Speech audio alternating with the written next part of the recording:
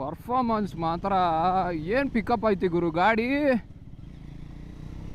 ಇಷ್ಟು ಸೆಕೆಂಡ್ ಸ್ವಲ್ಪ ಹಂಗೆ ಕಂಟ್ರೋಲಬಲ್ಲು. ಸಿಟಿಲಿ ಮಾತ್ರ ಹೆವಿ ಕಂಟ್ರೋಲ್ ಮಾಡ್ಬೋದು. ಅಂದ್ರಲ್ಲಿ ಅದು ನೋಡಿದ್ರೆ ನಾನು ಇದ್ರಲ್ಲಿ ನೋಡಿದೆ ಎಷ್ಟು ಕಂಟ್ರೋಲಬಲ್ ಐತಲ್ಲ ಗಾಡಿ ಅನಿಸ್ತು.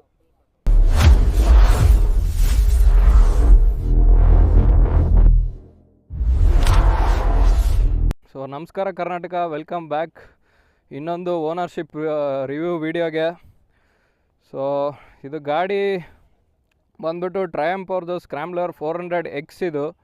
ಇದರಲ್ಲಿ 3 ಅಡಿಷನ್ ಬರುತ್ತೆ. ಒಂದು 400X, 400C ಅಂತ. ಇದು 400X ಮಾಡಲು. ಸೊ ನಮ್ಮ ಇದ್ರ ಓನರೇ ಪರಿಚಯ ಮಾಡಿಸ್ತೀನಿ. ಸಚಿನ್ ಅಂತ, ನಮ್ಮ ಇಂಜಿನಿಯರಿಂಗ್ ಒಂದೇ ಕಾಲೇಜಲ್ಲಿ ಓದಿದ್ದು ನಾನು ಇವನು ಎಲ್ಲ. ಅವರೇ ಎಷ್ಟು ತಿಂಗಳಾಯ್ತಲೇ? 7 to 8 months. ಸೊ ಗಾಡಿ ಇಂಜಿನ್ ಸ್ಪೆಸಿಫಿಕೇಷನ್ ಹೇಳ್ಬೇಕಂದ್ರೆ ನಿಮಗೆ ಇಂಜಿನ್ ಬಂದ್ಬಿಟ್ಟು 398.15cc engine, liquid gold single cylinder engine. ಆಮೇಲೆ ನಿಮಗೆ 6 ಸ್ಪೀಡ್ ಗೇರ್ ಬಾಕ್ಸ್ ಬರುತ್ತೆ ಇದರಲ್ಲಿ. ಆ್ಯಂಡ್ ಅರೌಂಡ್ 40 bhp ಅಷ್ಟು ಪವರ್ ಪ್ರೊಡ್ಯೂಸ್ ಮಾಡುತ್ತೆ. ಆ್ಯಂಡ್ ಅರೌಂಡ್ 37 ಪಾಯಿಂಟ್ ಸಮಥಿಂಗ್ ಅಷ್ಟು ಟಾರ್ಕ್ ಪ್ರೊಡ್ಯೂಸ್ ಮಾಡುತ್ತೆ.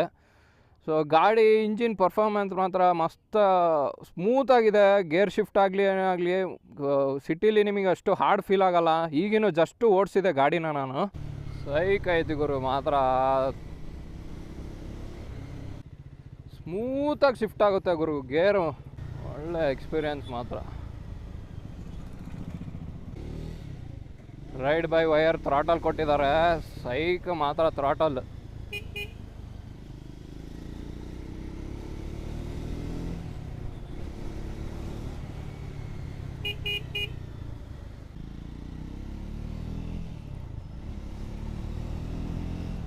ಅಮ್ಮ ಎಕ್ಸ್ಲೇಟ್ರ್ ಕ್ಲೀನಾಗಿ ವೀಲಿಗೆ ಹೊಡಿತೈತೆ ಹಂಗೆ.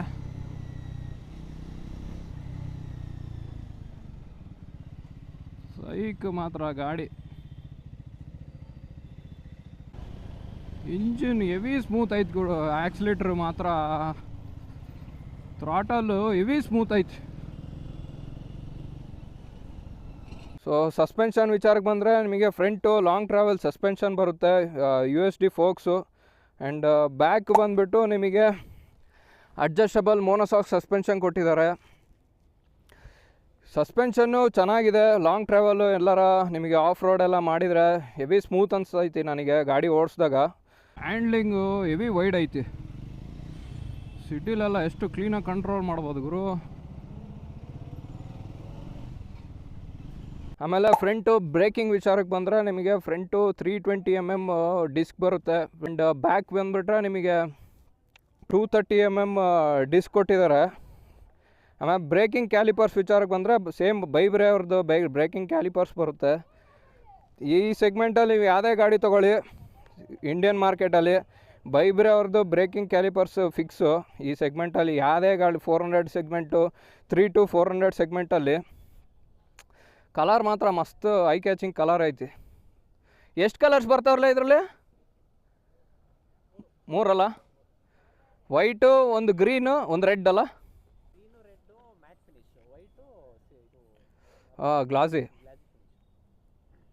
ಆಮೇಲೆ ನಿಮಗೆ ಡ್ಯುಯಲ್ ಎಕ್ಸಾಸ್ಟ್ ಬರುತ್ತೆ. ಫ್ರಂಟು ಟಯರ್ ಬಂದುಬಿಟ್ಟು ನಿಮಗೆ 100/90 ಸೆಕ್ಷನ್ ಟಯರ್ ಕೊಟ್ಟಿದ್ದಾರೆ. 19 ಇಂಚ್ ಅಲಾಯ್ ವೀಲು. ಬ್ಯಾಕ್ ಬಂದುಬಿಟ್ಟು 140/80 ಸೆಕ್ಷನ್ ಟಯರ್ ಕೊಟ್ಟಿದ್ದಾರೆ. 17 ಇಂಚ್ ಅಲಾಯ್ ವೀಲ್ ಬರುತ್ತೆ ಬ್ಯಾಕ್ ಸೈಡು. ಟ್ಯೂಬ್ಲೆಸ್ ಟಯರ್ಸು ಎರಡು ಕಡೆನೂ ನಿಮಗೆ ಫ್ರಂಟು ಬ್ಯಾಕು. ಸೇಮ್ ನಿಮಗೆ ಈ ಆಫ್ ರೋಡೆಲ್ಲ ಇದ್ರ ನೆಕ್ಸ್ಟ್ ಮಾಡಲಲ್ಲಿ ಬರುತ್ತಲ್ಲ, ಅದಕ್ಕೆ ಇದ್ರದ್ದು ಸ್ಪೋಕ್ಸ್ ಅಲಾವೈಲ್ಸ್ ಬರುತ್ತೆ. ಇಲ್ಲ ನೆಕ್ಸ್ಟ್ ಮಾಡಲಿಗಲ್ಲ ಸ್ಪೋಕ್ಸ್ ಅಲಾವೈಲ್ಸ್ ಬರೋದು? XC model 400XC.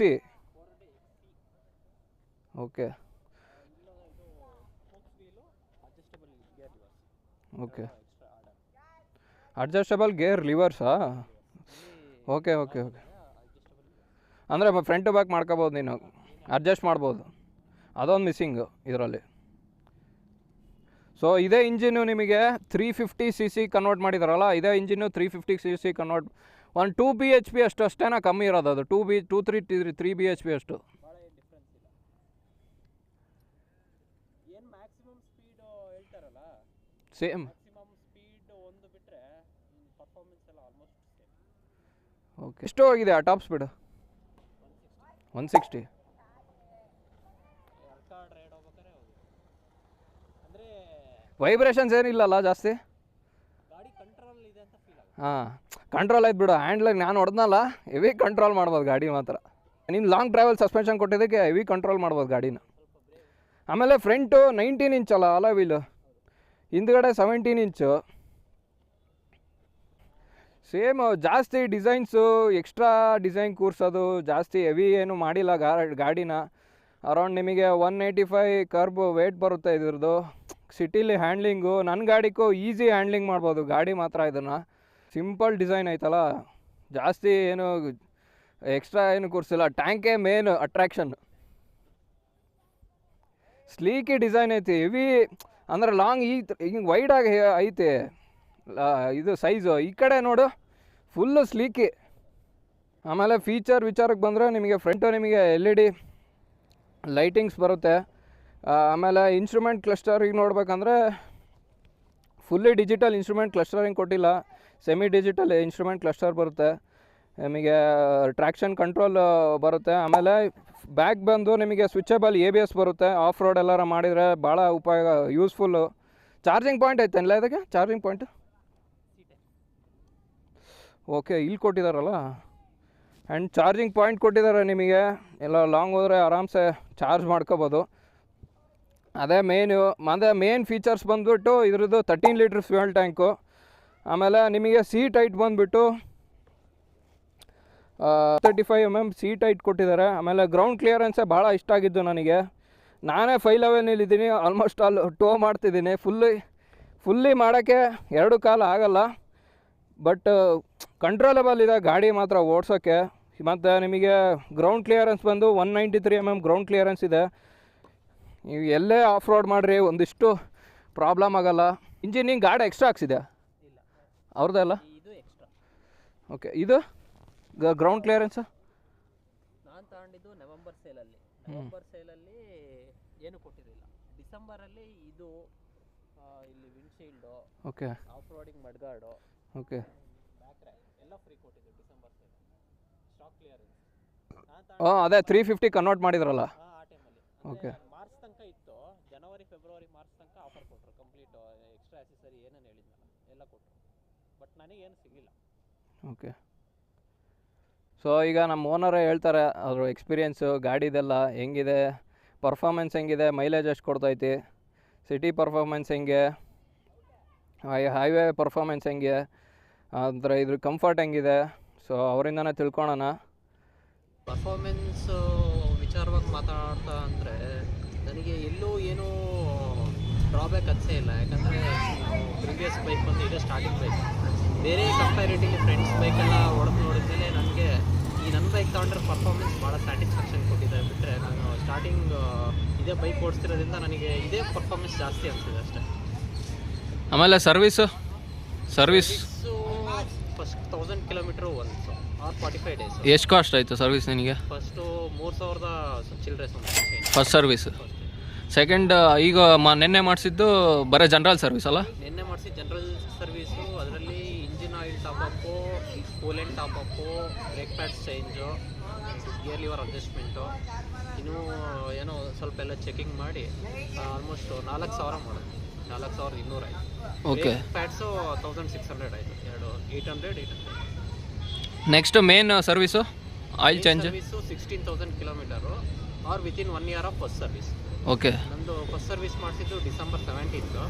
So yearly service ಬಂದ್ಬಿಟ್ಟು ನೆಕ್ಸ್ಟ್ ಇಯರ್ ಡಿಸೆಂಬರ್ 17th ಒಳಗೆ ಮಾಡಿ, ಇಲ್ಲಾಂದರೆ ಇಂಜಿನ್ ವಾರಂಟಿ ಇರೋದು. ಮತ್ತು ಇದು ನಿಮಗೆ ಇಷ್ಟ ಆಗಿದ್ದೇನು ಗಾಡೀಲಿ ಟ್ಯಾಂಕ್ ಡಿಸೈನ್? ಆ್ಯಕ್ಚುಲಿ ನಮ್ಮ ಮನೆಯಲ್ಲಿ 2 ಫೋಟೋ ಕಳಿಸ್ದೆ. ಸ್ಪೀಡ್ 400 ಟ್ರೈ ಮಾಡಿದ್ದು, ಸ್ಕ್ರಾಮ್ಲರ್ ಫೋಟೋ ಕಳಿಸ್ದೆ. ಆಮೇಲೆ ಮನೆಯಲ್ಲಿ ಹೈಟು ಗೊತ್ತಿಲ್ಲ, ಏನೂ ಗೊತ್ತಿಲ್ಲ, ತಗೊಂಡ್ರೆ ಈ ಸ್ಕ್ರಾಮ್ಲರ್ ತಗೊಂಡ್ರು. ಆಮೇಲೆ ನನಗೂ ಅದೇ ಇಷ್ಟ ಇತ್ತು, ಸುಮ್ಮನೆ ಒಂದ್ಸಲಿ ಟ್ರಯಲ್ ಮಾಡಿಬಿಟ್ಟು ಸ್ಕ್ರಾಮ್ಲರ್ ಬುಕ್ ಮಾಡಿ. ಮತ್ತು ಮೈಲೇಜ್ ಎಷ್ಟು ಬರ್ತೈತೆ ನಿನಗೆ ಸಿಟಿಲಿ? ಸಿಟಿಲಿ 24 to 26 ಬರುತ್ತೆ. 24 to 26. ಇದರಲ್ಲಿ ಹೈವೇ ಹತ್ತಿದ್ರಲ್ಲ? ಇಲ್ಲಿ 30 to 33 depending on speed range 80 to 100 ಹೊಡೆದ್ರೆ ಆಲ್ಮೋಸ್ಟ್ 33 ಬರುತ್ತೆ. 100 ಪ್ಲಸ್ ಹೊಡೆದ್ರೆ ವಿತಿನ್ 28-30. ಓಕೆ. ಸರ್ವಿಸ್ ಹೆಂಗಿದೆ ಟ್ರಯಂಪ್ ಅವ್ರದ್ದು? ಇಲ್ಲ, ಫಸ್ಟ್ ಸರ್ವಿಸ್ಸು ಚೆನ್ನಾಗಿ ಮಾಡಿದ್ರು. ಫಸ್ಟ್ 1000 ಕಿಲೋಮೀಟ್ರಿಗೆ ಏನೂ ಪ್ರಾಬ್ಲಮ್ ಇದಿಲ್ಲ. ಎಲ್ಲ ಅಂದರೆ ಕಂಪ್ಲೀಟ್ ಡೀಟೇಲಾಗಿ ಎಕ್ಸ್ಪ್ಲೇನ್ ಮಾಡಿ ಏನು ಮಾಡಬೇಕು as a new owner, bike owner ಏನು ಮಿಸ್ಟೇಕು ಎಲ್ಲ ಕಂಪ್ಲೀಟ್ ಎಕ್ಸ್ಪ್ಲೇನ್ ಮಾಡಿ ಯಾವ ಥರ ಏನು ರೈಡ್ ಮಾಡಬೇಕು ಹಿಂಗೆ ಅಂತ ಕಂಪ್ಲೀಟ್. ಅದು ಫಸ್ಟ್ 1000 ಆದಮೇಲೆ 3500ಗೆ ಹೋಗಿದ್ದೆ. ಅದು ಎಲ್ಲಿ HBR ಲೇಔಟಿಗೆ ಹೋಗಿದ್ದೆ. ಅಲ್ಲಿ ಅಷ್ಟೊಂದು ಚೆನ್ನಾಗಿ ಮಾಡಲಿಲ್ಲ. ಯಾಕೆ ಗೊತ್ತಾ, ಚೈನ್ ಲೂಬ್ರಿಕೇಷನಿಗೆ ಹೋಗಿದ್ದು. ಅಲ್ಲಿ ಇನ್ವಾಯ್ಸ್ ಇಲ್ದಿರೋ ಸರ್ವಿಸ್ ಕೊಟ್ಬಿಟ್ಟು ಕಂಪ್ಲೀಟ್ ಇದು ವಿತೌಟ್ ಇನ್ವಾಯ್ಸ್ ಅವ್ರು ಕಂಪ್ಲೀಟ್ ಅವರಿಗೆ ಫೋನ್ಪೇ ಮಾಡಿಸ್ಕೊಂಡು ಪರ್ಸನ್. ದಟ್ ಈಸ್ ಅದು ನನಗೆ ಲೈಕ್ ಆಗಿಲ್ಲ. ಥರ್ಡ್ ಸರ್ವಿಸ್ ನೆನ್ನೆ ಮಾಡಿಸಿದ್ದು ಬಂದ್ಬಿಟ್ಟು ಮೇಕ್ಲಿ ಸರ್ಕಲಲ್ಲಿ.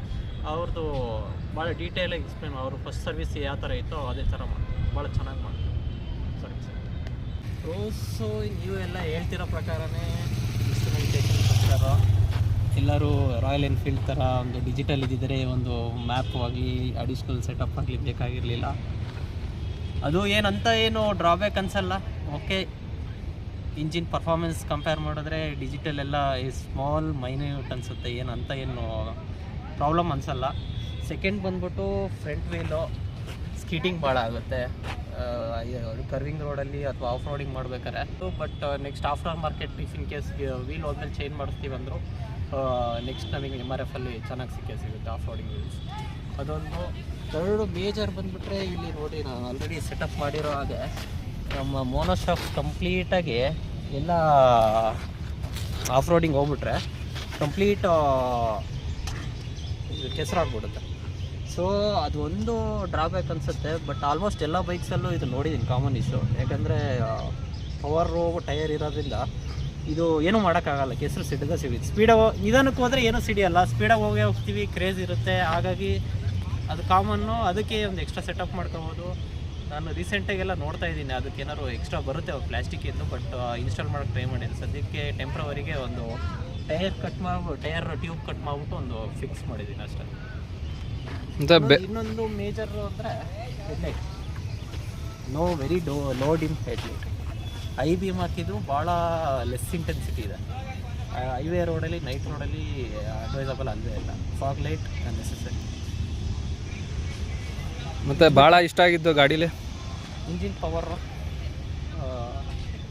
ಬಟ್ ಎಲ್ಲೂ ಪ್ರಾಬ್ಲಮ್ ಆಗಿಲ್ಲ. 6200 ಕಿಲೋಮೀಟ್ರ್ ಓಡಿಸಿದ್ದೀನಿ.